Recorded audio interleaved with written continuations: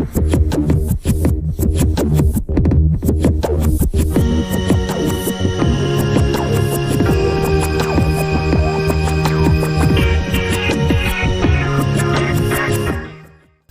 here we are.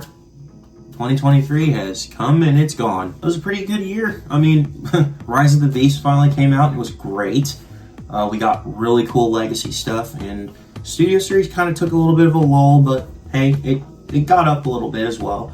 But outside of that, we really didn't get too much else, but man, those two lines did really well as usual. And hey, Reactivate stuff got finally released and revealed, so that was cool too.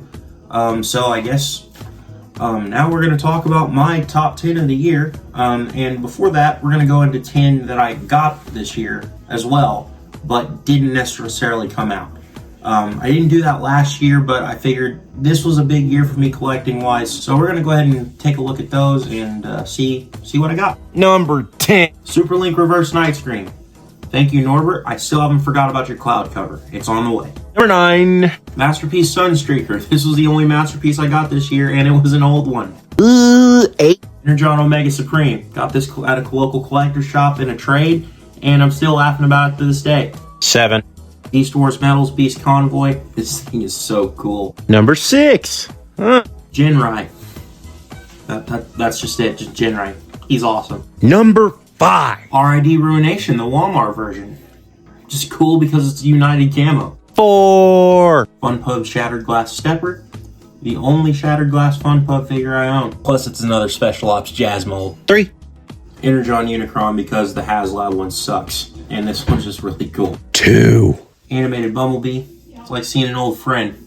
Ain't seen one of these things in over 10 years. This is great. Number 1, G1 Nightbeat. My holy grail. Okay, now that we got those out of the way, let's get into the main event.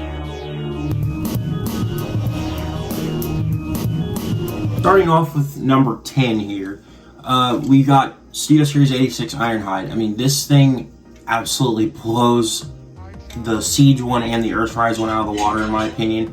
It's just way more solid, and the fact that it's a Voyager was allowing them to make more improvements in terms of engineering and stuff, so it really works out, and it's just so good looking. Like look at that. It's just so G1 accurate. It's solid. It's got the good articulation. You can move it around all you want, and it just fits in so well with your Siege stuff already. I mean, that's what Studio Series 86 is meant for anyway. It's meant to fit in with your broader generation stuff, even though it's Studio Series. But I don't know, it just turned out so well. So I'm glad to have it on the list.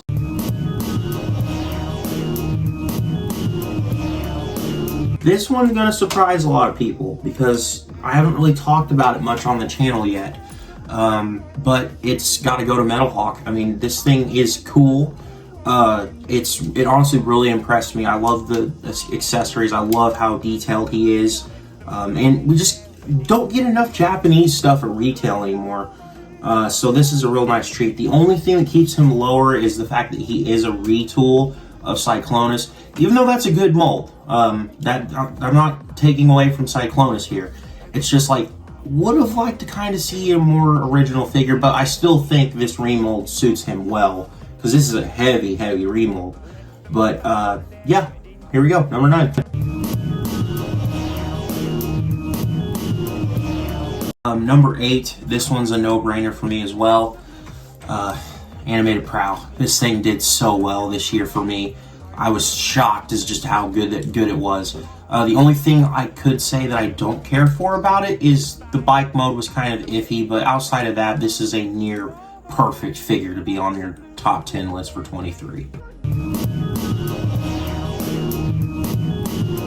Okay, so this will be the first entry for the movies this year. I actually thought this would be higher up on the list, but there were just a few more that impressed me, but nevertheless, this is still really good. I'm gonna have to give this to Rise of the Beast Scourge. This thing is so cool. It's such a unique design. I mean, it's a lot like, it takes the good stuff about the Bayverse and the really good stuff about the Bumblebee, Rise of the Beast stuff, and kind of merges it into one, and you get a really evil looking main villain for your movie, and this is just fantastic. Even though it's the concept art head, I'm still pretty thrilled with how this turned out. I am going to get the DNA design kit for this and just kind of turn him more like he did in the movie. Get more options with the arms, you know, and get a more articulated claw hand. That was one thing that did bug me, is that these were not individually articulated. You could only spread them out. But hey, still pretty happy with this guy. I can't complain too much. So, this next one kind of surprises me with the placement as well, but I'm still pretty happy where I put it. This one goes to Studio Series Nightbird. Initially, if this had not come out yet, the other one would have been on the list, the mainline one. It's still really, like, that one's a really solid release, but this kind of makes it look ill in comparison. It's just way more detailed. It's got an actual GTR mode, which blew me away. We've only ever seen that in one other figure, but I'm very happy with how this figure turned out, and it's just so well detailed. Both modes, I swear, this is great. And then only complaint, I wish he would have came with 2 swords, because I feel like they could have done that. But you can also give it the mainline one, even though they don't match, but she could still have 2 swords if you had that one. But Nightbird, fantastic. Okay, top 5 now. This is actually a last minute change. This actually replaced a figure altogether on the list. It's Studio Series Gamer Edition Prime. This thing, holy cow, it blew me away. I did not expect it to be this good, and I just got it a week ago. Like, I just can't believe it. It's so big compared to the original one. It's completely proportionate to how he looks in the game. It transforms almost completely the correct way. The wheels end up on his back where they're supposed to. The kibble folds up nice and tightly. There's no kibble draped down or anything. And it all the gaps get filled with his back of his legs. It's just great. In the truck mode, or the truck mode, whatever you call it, it still looks great. Even though there's still small gaps where his fists are, but I can live with that. This thing still is incredible.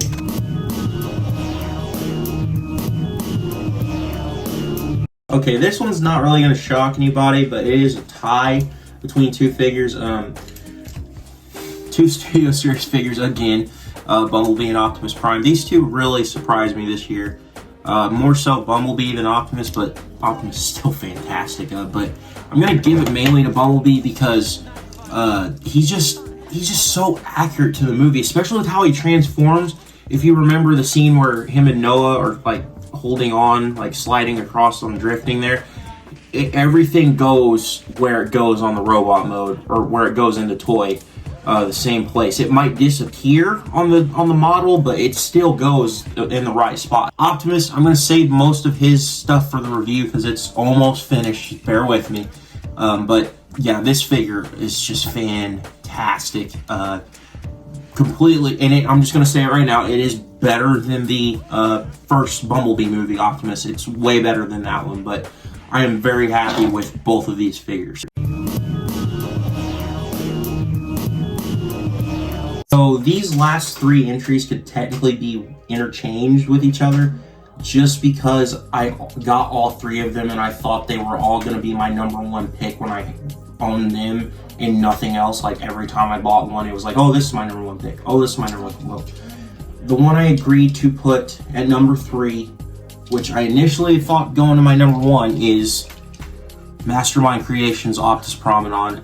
This might be an older mold from last year, but it got re-released this year, so I am going to go ahead and put him here anyway, because it's my list, I can do what I want.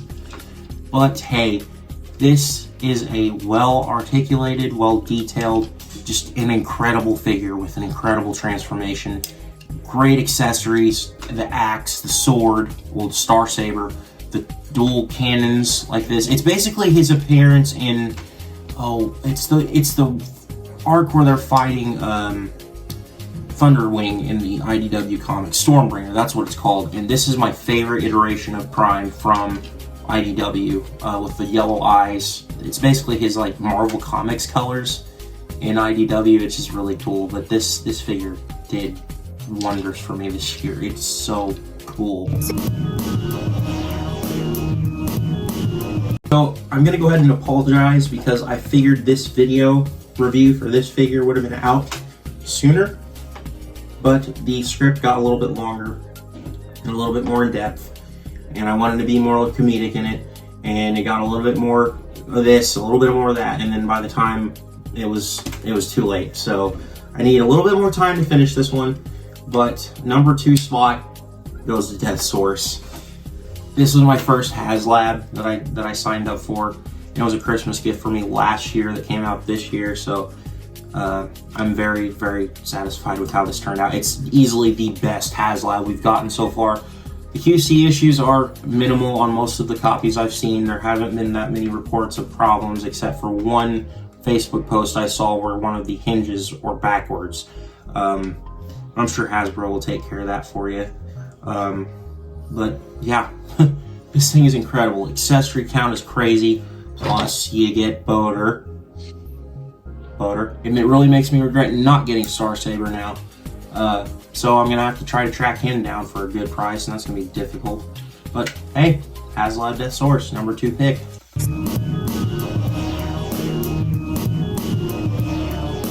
Now this leaves us with one thing left, and this could not be any other figure outside of Armada Optimus Prime from Legacy. This figure blew me away this year.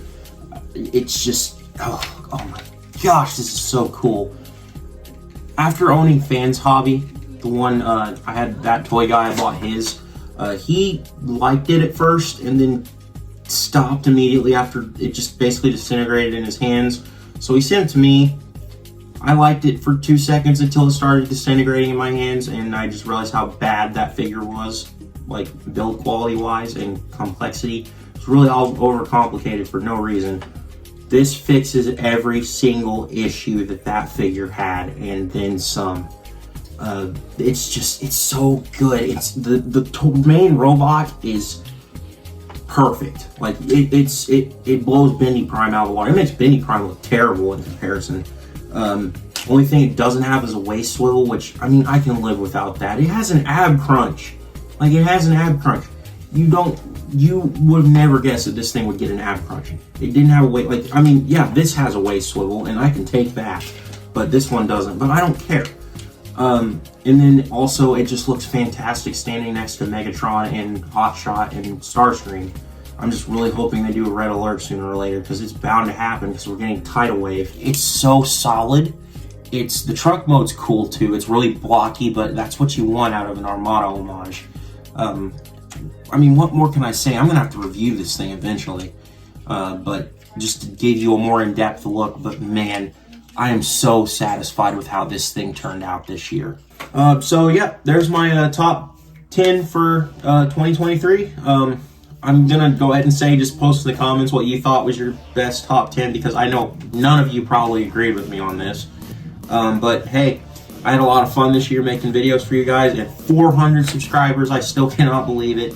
I didn't think we'd get to 100, honestly, but here we are at 4. So here's to next year with season 3 coming out, and I'm looking forward to reviewing more figures and just having fun with you guys. So just stick around and you'll see some new videos up soon. So goodbye.